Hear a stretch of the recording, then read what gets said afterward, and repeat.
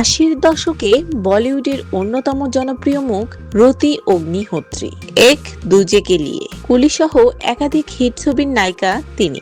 শুধু হিন্দি নয়, তামিল, তেলেগু, কন্নড়, মালায়ালাম ও বাংলা ছবিতেও কাজ করেছেন রতি। ক্যারিয়ারের শীর্ষে থাকার সময় 1985 সালে স্থপতি অনিল বিরওয়ানিকে বিয়ে করে অভিনয় জীবন থেকে দূরে সরে যান তিনি। বাইরে থেকে সুখী দাম্পত্যের গল্প শোনা গেলেও বাস্তবে তার জীবনে ঢেকেছিল গোপন অন্ধকারে। বহু বছর পর এক আবেগঘন সাক্ষাৎকারে রতি জানান, বিয়ের শুরুর দিক থেকেই তিনি শারীরিক নির্যাতনের শিকার ছিলেন। প্রায় 30 বছর ধরে হাসি মুখের আড়ালে তিনি লুকিয়ে রেখেছেন দুঃসহ যন্ত্রণা। নির্যাতন এতটাই পরিকল্পিত ছিল যে চোট বা দাগ যেন বাইরে থেকে দেখা না যায়, সেই জায়গাতেই বেশি আঘাত করা হতো। সুখী পরিবার এর অভিনয় বজায় রাখতে এতে সুবিধা হতো বলেও জানান তিনি। এত কিছু সহ্য করেও কেন সংসারে রয়ে গিয়েছিলেন? রতির ভাষায় দুটি কারণ ছিল: বিবাহ বন্ধনে মর্যাদার তার বিশ্বাস এবং বিয়ের মাত্র 1 বছরের মধ্যেই জন্ম নেওয়া ছেলে তনুজ বিরওয়ানি। ছেলের ভবিষ্যতের কথা ভেবে বারবার নিজেকে বুঝিয়েছেন একদিন হয়তো সব ঠিক হয়ে যাবে।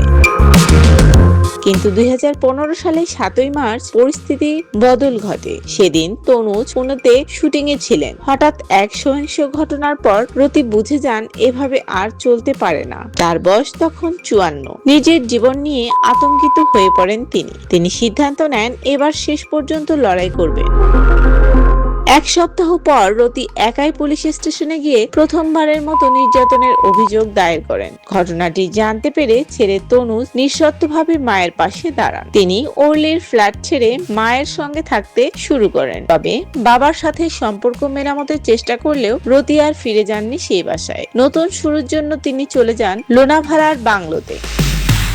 হিন্দুস্তান টাইমস জানিয়েছে, রতি অগ্নিহোত্রী বর্তমানে বেশিরভাগ সময় কাটান পোল্যান্ডে, যেখানে তিনি বোন অনিতার সঙ্গে মিলে একটি রেস্টুরেন্ট পরিচালনা করেছেন। অন্যদিকে ছেলে তনুজ এখনো ব্যস্ত ভারতের বিনোদন জগতে।